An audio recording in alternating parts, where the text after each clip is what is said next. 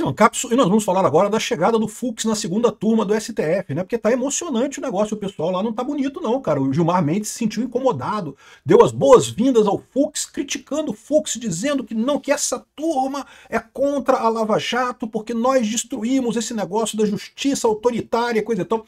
O Gilmar Mendes falando isso, você acredita? O Gilmar Mendes que está querendo calar o Bolsonaro a qualquer custo, que quer tirar o Bolsonaro da cena política a qualquer custo. O Gilmar Mendes dizendo que a segunda turma acabou com o ativismo judicial e não sei o que lá, criticando o Fux lá, né? E teve até reação isso daí. Mas não foi a única coisa não, teve também a discussão do Toffoli com o André Mendonça.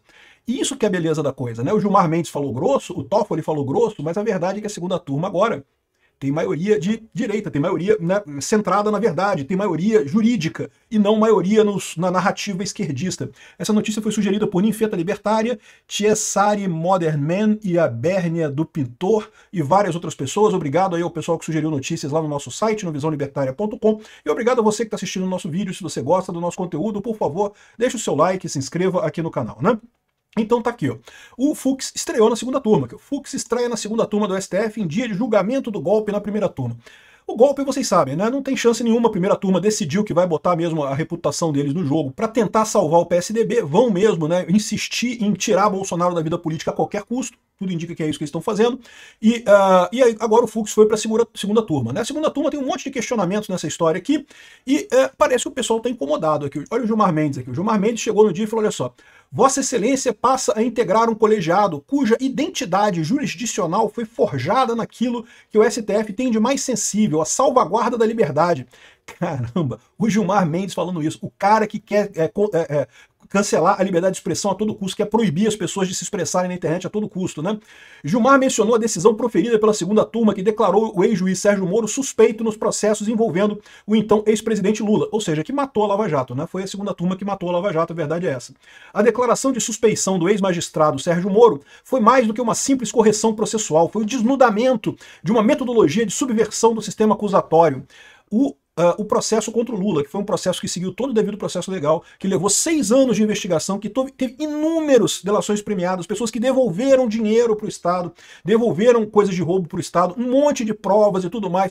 Foi julgado na primeira instância, foi julgado na segunda instância, foi julgado na terceira instância, condenado em todas as instâncias.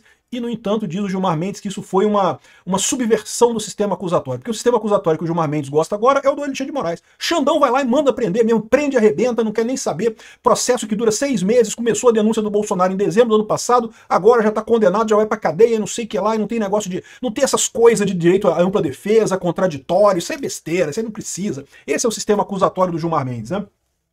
O decano do STF também criticou o que chamou de autoritarismo penal e instrumentalização da prisão preventiva como forma de coerção. Ô Gilmar, você lembrou de falar isso pro Alexandre de Moraes, cara? Porque o Alexandre de Moraes fez exatamente isso com o Felipe Martins e com uma série de outras pessoas, né? É impressionante, bicho. Porque esse pessoal tá criticando no Moro alguma coisa que eles fizeram muito pior. Porque ao contrário, o Moro não fez essas coisas. Quem fez isso foi o Alexandre de Moraes no inquérito do, entre aspas, golpe do Alexandre de Moraes. Não teve isso na Lava Jato, né? É assim, ministro Fux, que sua vinda a esse colegiado faloá herdeiro de uma tradição, de uma responsabilidade histórica de custodiar os princípios estruturantes da democracia brasileira. Deu uma ameaçada no Fux, não, porque não sei o que lá. As decisões proferidas por esse órgão no período mais agudo de erosão das garantias processuais penais pós-1988. Caramba, meu amigo, e eles falam isso com uma cara de pau, sendo que o Alexandre de Moraes ressuscitou a Lei de Segurança Nacional para condenar Bolsonaro, para condenar o pessoal do 8 de janeiro, ou seja, contra os opositores dele, pode tudo. Tem que proibir, tem que calar, tem que prender todo mundo, não interessa. Se é oposição à esquerda, tem que ser calado a qualquer custo, né? Senão é o fim da democracia. Cara, esse pessoal destruiu a democracia. Esse pessoal é o responsável pelo fim da democracia no Brasil. Bom, agora, o lado positivo dessa história é que, além de Gilmar e Fux, integram a segunda turma Dias Toffoli, Nunes Marques e André Mendonça. É o que eu falo pra vocês. O Gilmar Mendes pode falar até um monte de besteira. Mas no final das contas, meu amigo, ele tá em minoria na turma agora. É diferente da primeira turma, né?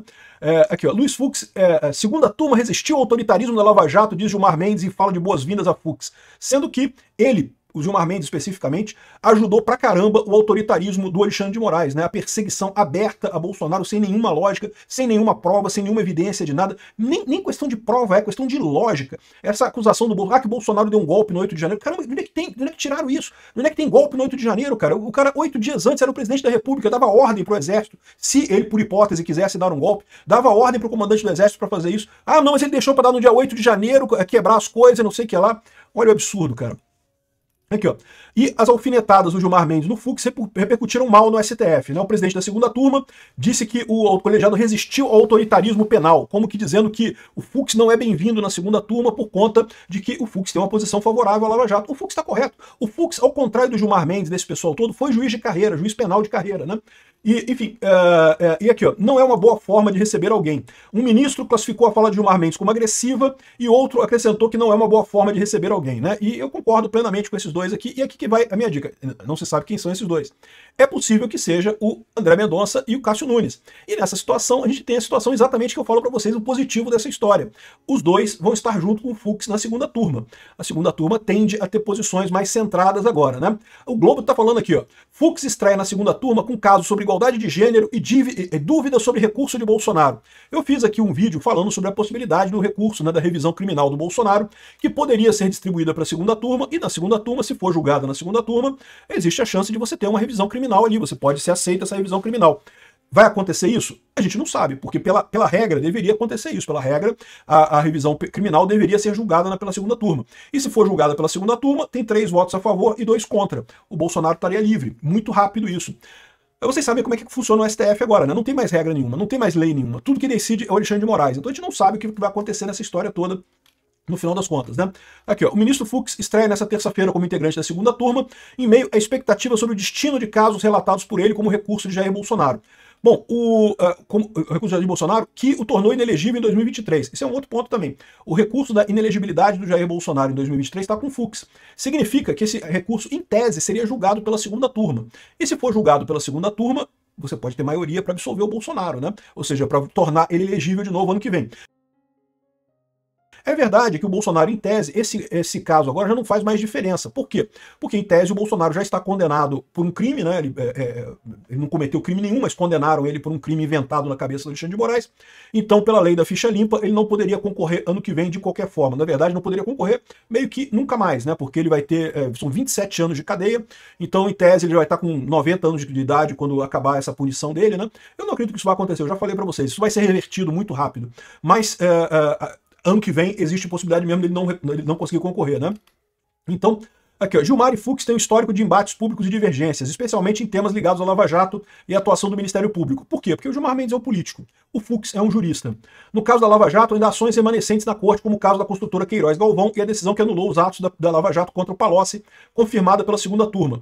Agora pode ter votação de novo, né? O Fux pode influenciar o placar na segunda turma, que tem perfil garantista, dependendo de como se alinhará com os outros recursos, né? Com os outros ministros, né?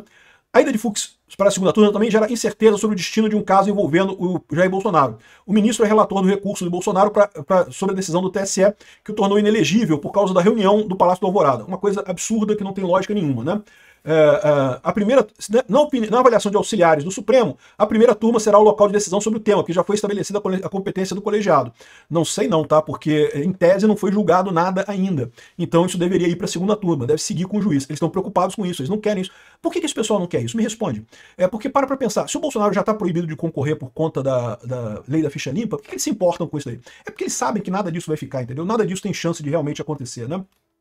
Então, caso o Fux carregue o recurso de Bolsonaro para a segunda turma, a composição pode alterar o cenário do julgamento. Ministros avaliam, contudo, que a chance de reversão da inelegibilidade pelo TSE é considerada mínima.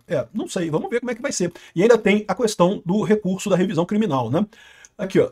Fux estreia na segunda turma e deixa ministros encurralados. Agora está 3-2, né? E ainda teve aqui, ó, um bate-boca entre o Toffoli e o Mendonça, né? Olha só aqui o pessoal falando aqui. Eu vou tocar para vocês aqui a discussão entre o Toffoli e o Mendonça. Hoje no passado. Eu não dou entrevista. Excelência não dá entrevista. Mas há uma cultura, nós temos que reconhecer. Essa cultura, ela é ilegal e inconstitucional e hoje é contra também uma tese.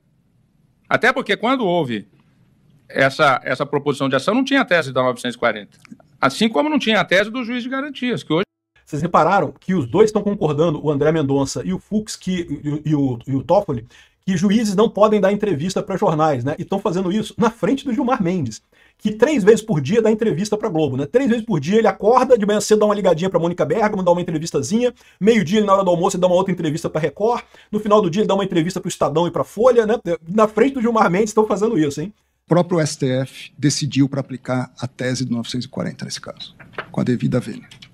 Com a devida vênia, essa decisão transitou em julgado. Não, mandou baixar para ver se a corte de origem tinha adequação ou não. Acabei de ler o trecho aqui. Sim, aí eu li o trecho do acórdão, que depois foi tirado de novo, eu li o trecho do acórdão, que disse que não se enquadrava no 940, porque, não, na verdade, o Supremo disse que não podia fazer revolvimento de matéria fática, eu li o voto. E mandou, eu voto, também li, ministro. Que foi unânime. Respeita a posição de Vossa Excelência. Eu respeito, mas a sua Vossa Excelência está deturpando o meu voto, com a devida vênia.